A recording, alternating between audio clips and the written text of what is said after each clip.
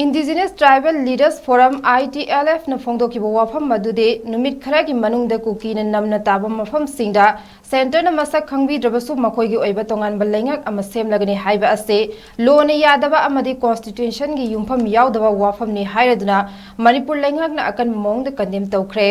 ngarang numidang DIPR gi auditorium da pangthokiba press conference amada education minister TS Basant Kumar na ITLF ki luchingba sing amadi mari leinaba miyoi singi mathakta law gi oiba thabak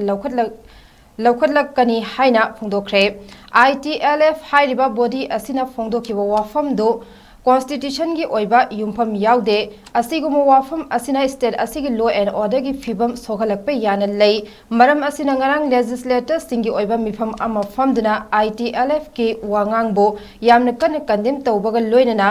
ITLF amasung maduda senariba miyoi singi mathakta legal action laukhalagani haike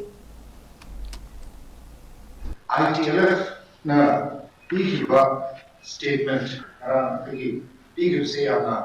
legal amasung constitutional basis yaudaba statement amok way FC yana thamse masigi statement se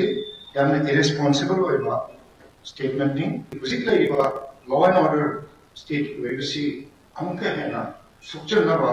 adugumba motivated statement amani hena thamjage akoi ruling legislators na si meeting ama asi tarikh November 2023 da formal basi punna unanimously condemned the statement of ITLF. Appropriate